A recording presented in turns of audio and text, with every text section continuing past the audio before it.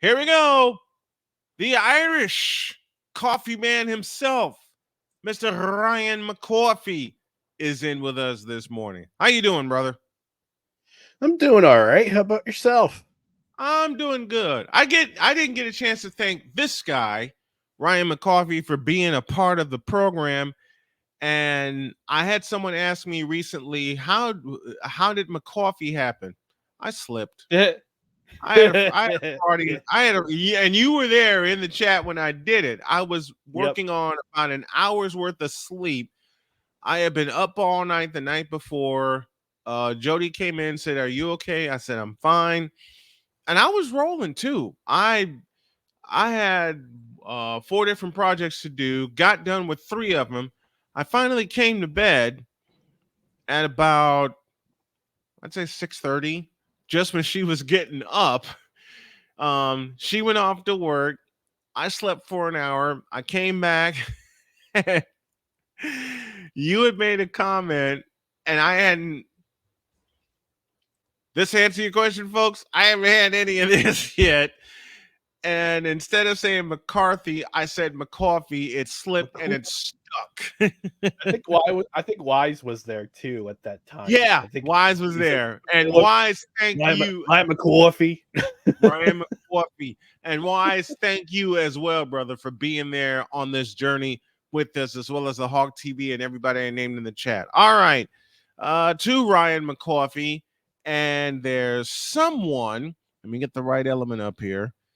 I asked you last night what is on the docket, and the name you gave me was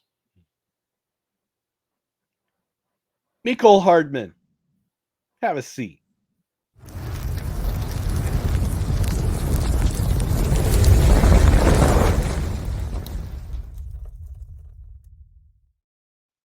and go. Oh my gosh. Where do we begin? Let's start last week when Mecole Hardman appeared on the Pivot podcast with my fellow namesake Ryan Clark on that four-letter network. On that four-letter network. This is gonna be good already. I know it. Oh my! And he basically, I would say, loosely admitted to tampering when 2 weeks before the trade deadline he said, I mean, I can't quote because we don't have the. I'm just paraphrasing here. He basically said to Patrick Mahomes and to Brett Veach, the GM of the Kansas City Chiefs, "Come get me." 2 weeks later, he was traded to Kansas City for a 6th-round pick. But then there's more. There's more to this. Oh, there's more. And there's more. And there was some leaking coming out of Jets camp from a few players, Sauce Gardner being one of them. Oh no. That Mecole Hardman had allegedly leaked game plans to his former team before week 4 and to the Philadelphia Eagles before week 7. Now, the ironic part is, and this is, I'll give credit to Connor Hughes from SNY. He's the one who put out the tweet. He said, ironically, Zach Wilson had one of his best game of the season, possibly his career, against the Kansas City Chiefs on Sunday night. And then the Jets defense. Yeah, right. Go figure. The game plans get leaked, and yet Zach Wilson balls out, with the exception of that one fumble towards the end. Which cost the game, as we talked about. It's unfortunately cost them the game because the Chiefs bled the clock, and they get the benefit of a non-holding call on third and 20 something. Yeah, and they got the benefit of a holding call on an interception that could have changed the game. So that's neither here nor there. Right. And then the Jets defense have arguably their best game of the season against the Eagles. And they forced 5 turnovers in that game. They forced Jalen Hurts to throw 3 interceptions, including which led to the game-winning touchdown. Yep. And he allegedly leaked those plans. So Sauce Gardner's coming out. Kenny Oboa's coming out. There's another player who came out and said, yeah, he leaked game plans. And what's interesting is that here's the interesting part. Now, when Aaron Rodgers, I think it was on Pat McAfee or did a press conference. He said, "Yeah, we got rid of the leaks and now we got to move forward." Which has me stroking my beard and wondering. I wonder if Mecole Hardman was the leaker. Mm-hmm. So then on Friday before our Saturday brunch show, which don't watch it, go back and watch it after the show. Yes. After the show. Yes. We talked about it some more. And on Friday, he came out and said, "No, that I didn't leak game plans. That's outside my character. It's I would never do that. Blah blah blah." He posted that on Twitter. But then I asked my coworker, my co-host, not coworker, my co-host Dustin. We talked about it in detail, and I asked him if because now he's a free agent because he only signed a 1-year deal with the Jets, right? And he got traded back to Kansas City, so now he's scheduled to be a free agent. Again. I asked Dustin again, yeah. I asked Dustin if these allegations come out, mm-hmm. and he's a free agent, would you want to take a chance on him? And his reply was, I didn't even finish the question. He immediately said no. No. Because if these allegations are true, mm-hmm. why would you trust him? The only place I could see him going is staying in Kansas City for the rest of his career. If these allegations came out, and they're found out to be true, then personally, I don't think he should ever play in the NFL ever again because you can't trust the guy. Right. And look, I also mentioned too, I said, you had a bad experience with the Jets, and I gotta read you this tweet from Thomas Morstead. From the top rope. He comes out on Thursday or Wednesday, and this is what he said. Get the button ready. Get the button ready, Snowman. Get the button ready. Which button am I getting ready here? Well, okay. Who is it? Who is it again? Thomas Morstead, punter. Thomas Morstead said, quote, "Be careful getting information from disgruntled former employees. Getting beat out by a rookie free agent after being guaranteed millions of dollars is tough to deal with. Entitlement is a killer of opportunity. You have to earn it every year." Close quote. So yeah, this dude got beaten by an undrafted rookie free agent in camp. Partially because, part of it was because he hurt his hand. He hurt his hand in camp. I get it. You get hurt. Mm-hmm. That sucks.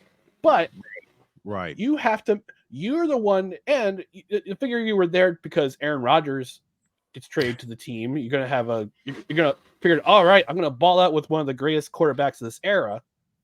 He gets hurt 4 plays into the season, and you can't seem to get utilized by that guy Nathaniel Hackett. And pardon the background noise. I got contractors here. Understood. But you're the one who has to make the opportunity for you. Yep. Like, if you're not on the field, help your fellow receivers. Help the guys who are like Xavier Gibson and I can't remember the other receiver on the Jets who was undrafted free agent who won the job. Hang on. Real time research, folks. Depth chart. Real time research. Okay, so I can't remember his name, but he was an undrafted free agent too, and he was also the one featured during Hard Knocks. But you gotta help if you're not being utilized. If you're hurt, you're not being utilized. Be a good teammate and help your teammates. Don't leak game plans because you're angry. Don't send text messages to your former teammates and your former GM saying, "Get me out of here. I want to get out of here. I'm not being used." And God bless him. What I think did he say? Get me out of here! I'm pretty sure it's not. I'm pretty sure it's a direct quote. Yeah, you said it just like that. Get me out of here! Thank you, Bugs Bunny. But, God bless you. You caught the game-winning pass for the Super Bowl. You won your second ring. Good for you. Right. But I hope the NFL does do an investigation. And I'll tell you why. But it won't happen. Because, A, Kansas City Chiefs are the golden calf right now in the NFL. They're until we beat them in New Orleans next year. I'm sorry, I didn't. Well, I mean, in terms of sale of jersey sales, yeah. I mean, how many Travis Kelce jerseys are being bought by Swifties because that's her boyfriend?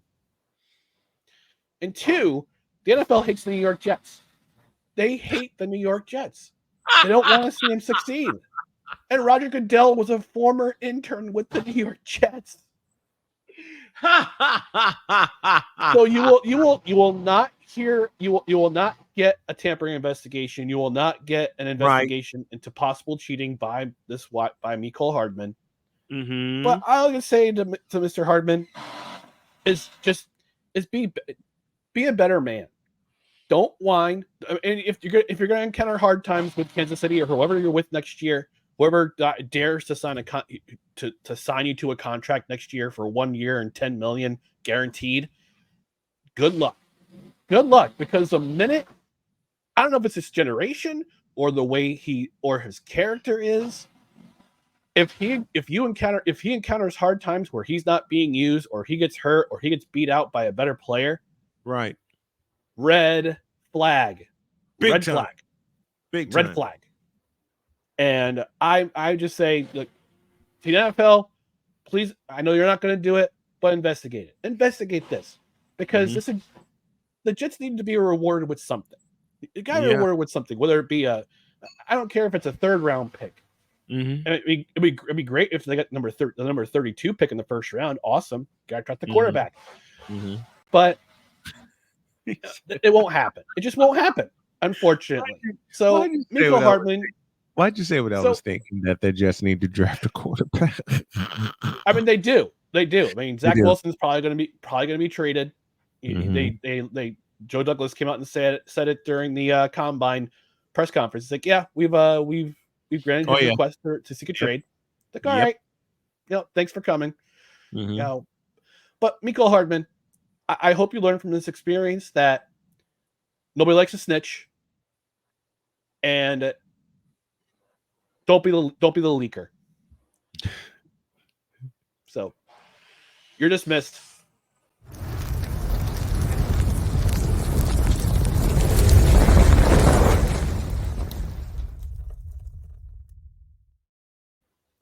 What's the brew this morning, my friend? I got Cameron's Hawaiian blend. Nice. I ordered, like I said, I got some renovations going on, so I can't do my usual French press. So I got the Keurig going, but I got some Invader coffee coming on the way. So I'm going to have the Keurig K-Cups for that very soon. So very nice. Very nice. Oh, and congratulations to the greatest scorer in basketball history on Saturday. What? Oh, you spoiled it for me. I was going to say Caitlin. I'm sorry. I'm sorry. Oh, man. I'm sorry. Can I start over? Yeah, rewind. Go. Okay. Congratulations to the greatest scorer in basketball history, Caitlin Clark. Indeed, man. Indeed. I mean, you know what? We talked everything that was wrong with some of the All-Star games, NHL, NBA, NFL. Dear God, don't get me started. But the shootout with Stephen Curry and Sabrina Ionescu, I was intrigued, and that was the only 2 minutes I watched from the entire All-Star weekend. And I think it's going to be a fatal. I don't mean to interrupt you. I think it's going to be a fatal 4-way next year with Steph Curry, Ionescu, Caitlin Clark, and dare I say Dame Lillard, maybe either him or Clay.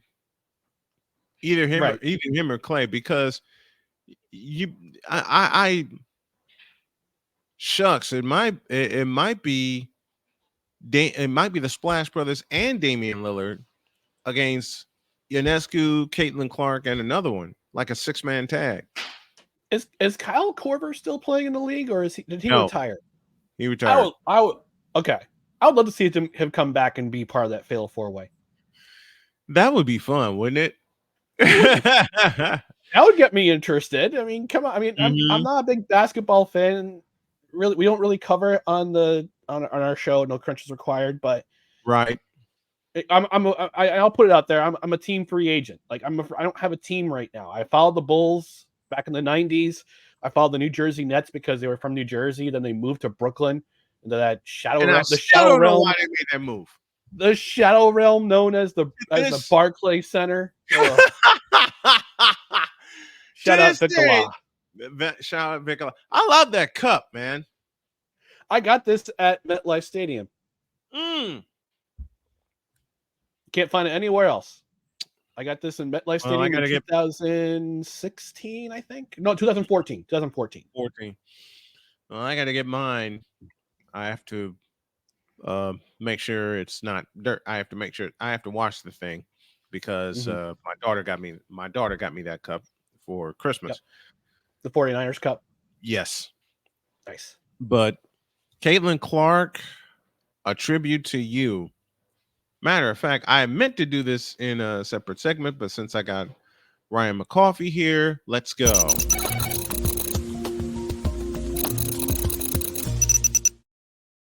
This will be done twice. This is the first one, and then when Jay Spivey gets here in about an hour and a half, we'll talk about this again.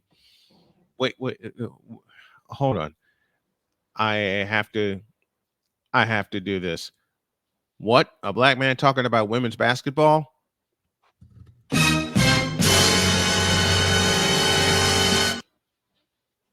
Now give me this camera. Caitlin Clark, congratulations to you and to the Iowa Hawkeyes. And I hope y'all take down South Carolina again in the Final Four in Cleveland. Of course, I'm messing with Playmaker as South Carolina finished the season undefeated. But when I saw that record on a free throw and 15,000 go nuts in Iowa City, I believe in my heart, if they get everything together and if Molly Davis survives the injury that that befell her late in the first half, I believe Iowa has a shot at winning the national championship. In fact, I would love for either a repeat of last year's national championship game with LSU and Iowa, or LSU and South Carolina getting it on for the national championship. Which brings me to this. Y'all need to move the women's Final Four out of arenas and into stadiums. Why? First and foremost, you got the Caitlin Clark effect. You can't tell me that you won't be able to sell 70,000 tickets at Lucas Oil Stadium, NRG Stadium, and places like that. Did you hear how loud the crowd was last year in Dallas? I mean, hell, you could have it at Cowboy Stadium and put 100,000 people in there. There are people that love women's college basketball. Hello, I'm one of them. I've covered women's college basketball for almost 30 years. It'll be 29 next year when I do girls and women's basketball. But it's out there. And it's going to stay out there. So NCAA, do me a favor. You got the NIL solution, right? But you need to refine it. And you need to move, because if you can get the players paid, which is about time that happened. If you can do that, you can move the Final Four into stadiums. The Caitlin Clark effect is real. Juju Watkins, you're next. And I hope you take control of this and lead the next generation into women's college basketball. Since you're playing at USC, I hope you repeat or exceed the exploitations of Cheryl Miller or Cynthia Cooper or, dare I say, Caitlin Clark. So to the NCAA, you need to move the Final Four into stadiums. Get her done. You can start with 40,000, like at the Dome in St. Louis, or you can open the whole stadium. And I close with this. If you can put 55,000, if the University of Iowa can play a game at Kinnick Stadium and put 55,000 people in Kinnick Stadium on a warm day in October, then you can't tell me you can't put 55,000 people in a stadium for the Final Four for something very, very significant. Stop the cap. That's Snowman's take. What is yours?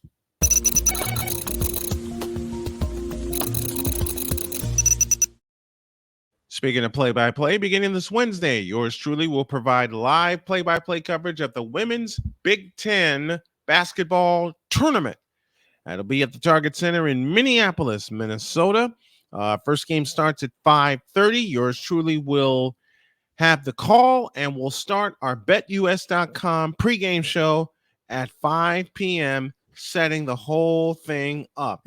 And this portion with Ryan McCarthy is brought to you by Invader Coffee, aiming to serve only the highest quality organic air-roasted coffee beans sourced from free coffee trade farms all over the world. The best coffee at an affordable price. Log on to invadercoffee.com, place your order, use the code Snowman for 15% off. Invader Coffee, fuel for the fearless, just as Ryan McCarthy is. And speaking of Invader Coffee, I have a favor to ask. Can I have another present? Maybe. Before I get out of here, though, I do want to ask you about this news that came out on Saturday about your San Francisco 49ers making a couple of hires. One of them was their promotion of Nick Sorensen to defensive coordinator. Yep. The other, Brandon Staley. The Aaron Boone of the NFL, Brennan Staley, is back in the NFL as the possible associate head coach. That deal is actually... Yes, sir. Please indulge me. All right. Watch this.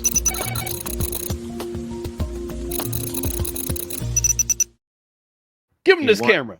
He wants me to indulge. I shall indulge. Give me this camera. Give me this camera. Brandon Staley is not a head coach. Thank you, Lord. He's working under a coach that will keep him in line. Thank you, Lord. Brandon Staley has been banished to be an associate head coach. Okay? I can handle that. It's him being a head coach of an actual football team, which frightens the out of me. He has people above him. He cannot and will not ruin my beloved 49ers. Why? Because if he tries, then Kyle Shanahan will kick him in the ass. Oops. Hold on a minute. I'll say it. I will say it and I will say it again. If Brandon Staley tries anything to wreck this 49ers team, which I believe will win the next 2 Super Bowls, Kyle Shanahan will kick him in the ass. Hard. That's my change jar.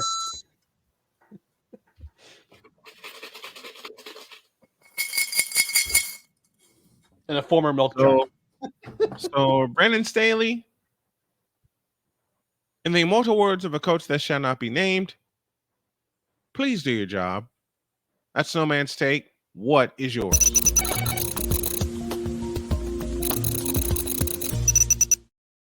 That answer your question? I'm satisfied. Because I know I'm gonna get it most of this week. That's Ryan McCarthy appearing this morning, presented by Invader Coffee. All of our guests appear on the Invader Coffee hotline. Invader Coffee, fuel for the fearless. Thank you, brother, very much. I love you. I'll talk to you in a week's time. All right. Tomorrow night, 8:00. No credentials required. Live. Facebook, YouTube, Twitter. I don't call it X. I can't call Join it us. X. I Join will us. I will definitely be there. Thank you, brother. Appreciate it. All right.